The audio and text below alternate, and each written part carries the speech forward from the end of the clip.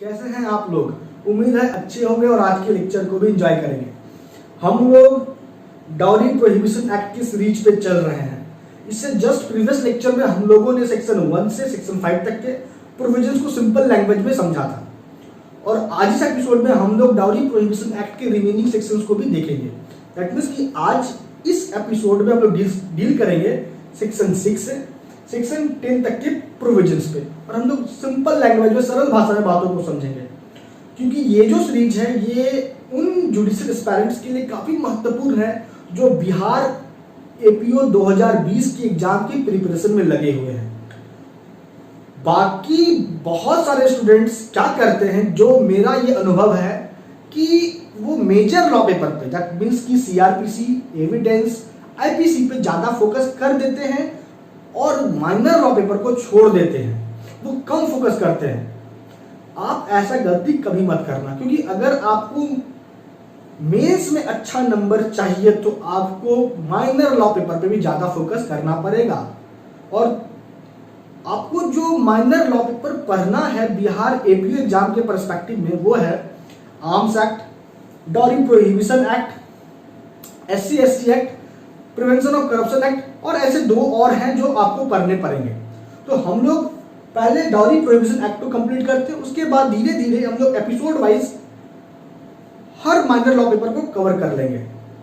आज के लेक्चर को शुरू करें उसके पहले अगर आप अभी तक मेरे चैनल पे नए हैं तो इंतजार मत कीजिए, जल्दी से जाइए, नीचे रेड कलर का सब्सक्राइब बटन है, आप उस पर क्लिक कीजिए, चैनल को सब्सक्राइब कीजिए, बेल आइकन दबाइए ताकि डेली लेक्चर आपको मिले।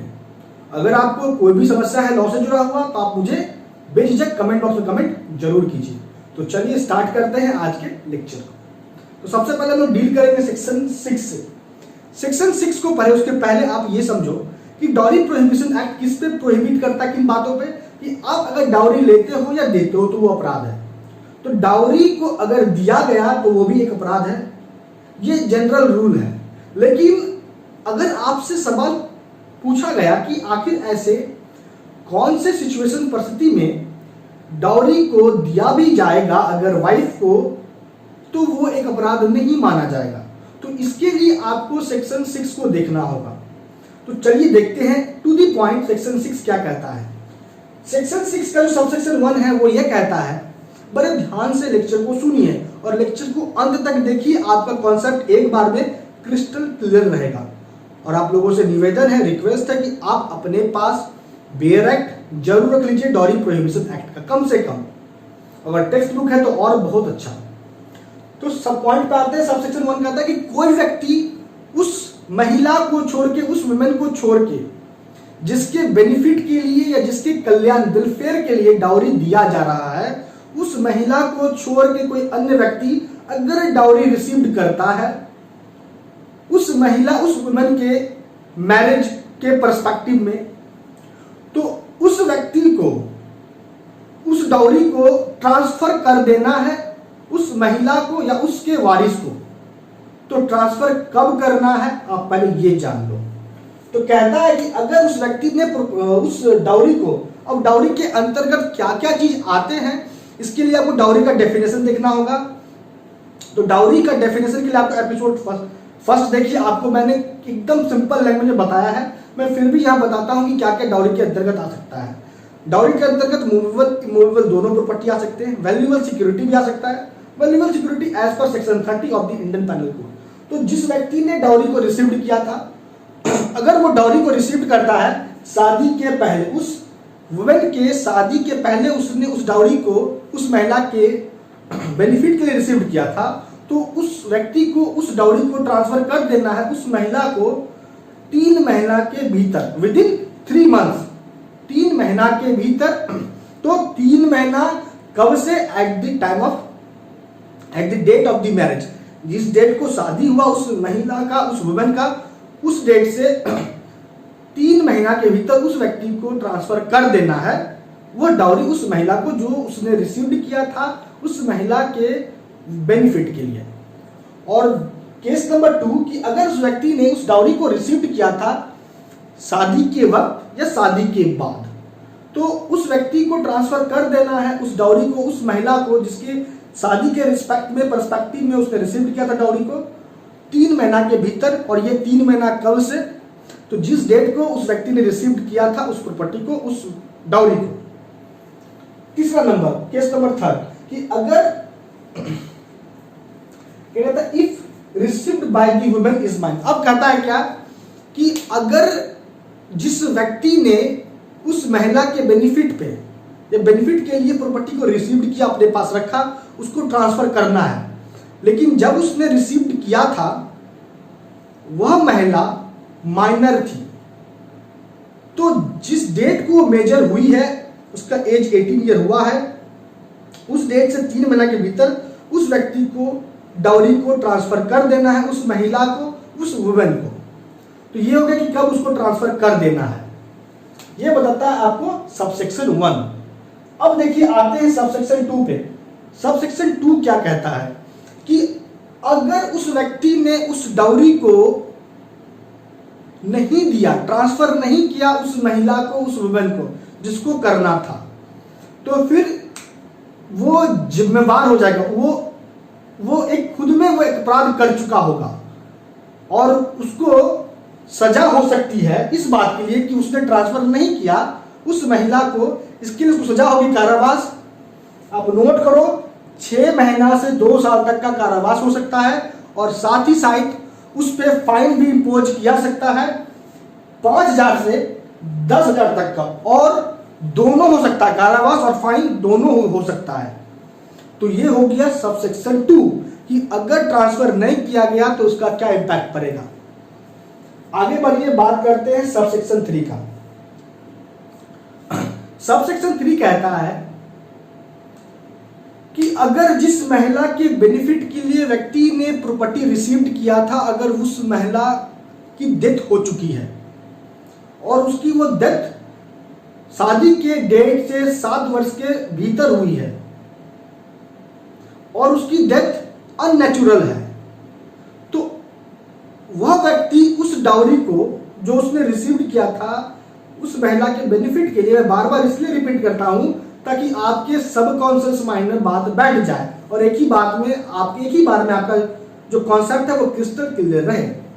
तो फिर इस सिचुएशन में उस व्यक्ति को उस डाउरी को ट्रांसफर करना है, किसको, तो उस महिला के वारिस को, एयर्स को, जिसके अंतर्गत उसके पेरेंट्स आ सकते हैं, जिसके अंतर्गत उसके सन या डॉटर आ सकते हैं, तो उनको ट्रांसफर करना हो जाएगा उस व्यक्ति को अगर महिला की मृत्यु हो चुकी है तो। अब आते हैं सबसेक्शन 3A में। सबसेक्शन 3A क्या कहता है? सबसेक्शन 3A कहता है कि अगर व्यक्ति ने डाउरी ट्रांसफर नहीं किया महिला को, तो जब उस पर इस बात का मुकदमा चलेगा और उसको जब कोर्ट सजा सुनाएगी, उस वक्त तक उसने ट्रांसफर अगर नहीं किया है, तो at the time of judgement, जब उस पर कन्विक्शन का जजमेंट पास होगा, उस जजमेंट पे कोर्ट ये भी निर्देश देगी कि व्यक्ति को प्रॉपर्टी दैट मींस वो डाउरी को उस महिला या उसके वारिस को ट्रांसफर कर देना है। अगर नहीं किया है तो ये हो गया सबसेक्शन 3A। तो आपको इतनी सारी बातों की जानकारी मिल गई सेक्शन 6 से। आगे बढ़े दोस्तों, उसके पहले अगर आपने मुझे अभी तक इंस्टा पे फॉलो नहीं किया है तो आप मुझे इंस्टा पे फॉलो कीजिए। आपको कोई भी जानकारी चाहिए लॉ से जुड़ा हुआ, आपको अगर ये समझ में नहीं आता कि हम बेयर एक्ट को कैसे पढ़ें, हमको सेल्फ स्टडी कैसे किया जाता है लॉ को, हम कैसे खुद किसी भी राज्य के जुडिशियल एग्जाम में तैयारी कैसे कर सकते हैं, तो इन सभी बातों पे मैं आपको हर एक पल पल की जानकारी से रूबरू कराऊंगा और आपकी हर एक समस्या का समाधान करने की कोशिश मैं करूंगा। तो आप मुझे इंस्टा पे फॉलो कीजिए, उसका लिंक आपको मिल जाएगा डिस्क्रिप्शन बॉक्स में। और अगर आप मुझे फेसबुक पेज पे फॉलो करना चाहते हैं तो फेसबुक पेज का भी लिंक आपको मिल जाएगा डिस्क्रिप्शन बॉक्स में। और अगर आप जुडिशियल एग्जाम प्रिपरेशन ग्रुप से जुड़ना चाहते हैं तो जुडिशियल एग्जाम प्रिपरेशन ग्रुप का भी आपको लिंक मिल जाएगा डिस्क्रिप्शन बॉक्स में। आते हैं पॉइंट पे, बात करते हैं सेक्शन 7 का। अब सेक्शन 7 क्या कहता है? सेक्शन 7 कहता है कॉग्निजेंस ऑफ ऑफेंसेस, मतलब कि जो भी अपराध डाउरी प्रोहिबिशन एक्ट के अकॉर्डिंग है, उस अपराध का कॉग्निजेंस कौन कौन ले सकता है और किस प्रकार ले सकता है। तो सेक्शन 7 कहता है कि जो भी ऑफेंसेस डाउरी प्रोहिबिशन एक्ट में बताए गए हैं उनका कॉग्निजेंस मेट्रोपॉलिटन मजिस्ट्रेट या judicial magistrate of the first class ही ले सकते हैं। और इन अपराधों का कॉग्निजेंस किन प्रकार लिया जा सकता है, तो पहला कि मजिस्ट्रेट खुद के नॉलेज पे भी ले सकती है, दूसरा कि पुलिस रिपोर्ट पे भी कॉग्निजेंस लिया जा सकता है, तीसरा कंप्लेंट पे अगर कंप्लेंट एग्रीड के द्वारा हुआ है या उसके रिलेटिव पेरेंट्स या किसी वेलफेयर रिकॉग्नाइज्ड इंस्टीट्यूशन या ऑर्गेनाइजेशन के द्वारा हुआ है कंप्लेंट, तो इन तीनों आधार पे अपराधों का कॉग्निजेंस मजिस्ट्रेट चाहे मेट्रोपॉलिटन हो या मजिस्ट्रेट फर्स्ट क्लास हो ले सकती है। तो ये हो गया सब सेक्शन सेक्शन 7। आगे बढ़ते हैं, बात करते हैं सेक्शन 8 का। सेक्शन 8 कहता है कि जो भी अपराधों का जिक्र किया जा रहा है इस एक्ट के तहत, डाउरी प्रोहिबिशन एक्ट के तहत, वो क्या है, कॉग्निजेबल ऑफेंस माना जाएगा और वो नॉन बेलेबल है और नॉन कंपाउंडेबल ऑफेंसेस है। तो ये हो गया सेक्शन 8। मैं फिर से रिपीट कर देता हूं कि जो भी अपराध इस एक्ट के अंतर्गत आ रहे हैं वो क्या है, कॉग्निजेबल है। दैट मीन्स कि जिस भी व्यक्ति पे अपराधों इस एक्ट के अंतर्गत आने वाले अपराधों का आरोप होगा उसको पुलिस बिना वारंट के भी अरेस्ट कर लेगी, और अपराध नॉन बेलेबल होगा और नॉन कंपाउंडेबल होगा। कंपोजिशन अपराधों को लेकर इस एक्ट के अकॉर्डिंग नहीं हो सकता है। आगे बढ़ते हैं, बात करते हैं सेक्शन 8A का। सेक्शन 8A में कहा जा रहा है बर्डन ऑफ प्रूफ के बारे में। तो अगर मान लीजिए किसी व्यक्ति पे आरोप लगा है उन अपराधों का जो पनिशेबल है अंडर डाउरी प्रोहिबिशन एक्ट, तो उस अपराध को उस अपराध के रिस्पेक्ट में जो बर्डन ऑफ प्रूफ होगा उस व्यक्ति पे होगा जिस पे आरोप घटित हुआ है। इसको थोड़ा इलस्ट्रेट करते हैं। मान लीजिए कि मेरे पे डाउरी प्रोहिबिशन एक्ट के अंतर्गत आने वाले किसी भी अपराध का आरोप लगा, तो वो अपराध मैंने नहीं किया है, इस बात को लेके बर्डन ऑफ प्रूफ मेरे पे होगा, क्योंकि कोर्ट जब अपनी कार्रवाई शुरू करेगी तो इसी प्रिजम्पशन के साथ करेगी कि व्यक्ति जिस पे आरोप लगा है अपराध का इस एक्ट के तहत उसने वो अपराध किया है। अब वो अपराध मैंने नहीं किया है, इस बात को प्रूव करने का बर्डन मेरे पे होगा। यही कहता है सेक्शन 8A। और सेक्शन 8A को और 8B को जोड़ा गया है अमेंडमेंट एक्ट 1980, माफ कीजिए, अमेंडमेंट एक्ट 1986 के अकॉर्डिंग। सेक्शन 8B में, सेक्शन 8B कहता है डाउरी प्रोहिबिशन ऑफिसर के बारे में। तो डाउरी प्रोहिबिशन ऑफिसर का अपॉइंटमेंट स्टेट गवर्नमेंट करती है, उसका जो पावर होता है ये भी तय स्टेट गवर्नमेंट करती है, और उस पावर को वो एक्सरसाइज करेगा तो विद इन व्हाट ज्यूरिसडिक्शन, उस ज्यूरिसडिक्शन को भी तय स्टेट गवर्नमेंट ही करती है। और साथ ही साथ आपको 8B में बताया गया है कि डाउरी प्रोहिबिशन ऑफिसर का क्या ड्यूटी होता है, क्या पावर होता है। तो कुछ ड्यूटी आप जानो। पहला कि अपराध जो होगा इस एक्ट के तहत उसको रोका जा सके, इस बात को लेके डाउरी प्रोहिबिशन एक्ट का एक ड्यूटी है। दूसरा कि अगर अपराध हो चुका है तो उस अपराध के संबंध में सबूत को कलेक्ट किया जा सके, सबूत को कलेक्ट करना भी एक ड्यूटी है, और प्रॉपर एग्जीक्यूशन हो सके डाउरी प्रोहिबिशन एक्ट का, ये भी एक ड्यूटी है डाउरी प्रोहिबिशन ऑफिसर का। ये है सेक्शन 8B के अकॉर्डिंग आपको इतनी सारी बातों की जानकारी।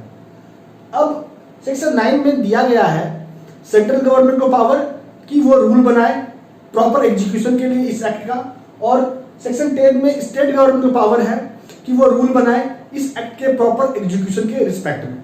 9 में सेंट्रल गवर्नमेंट को पावर है, 10 में स्टेट गवर्नमेंट को पावर है। तो दोस्तों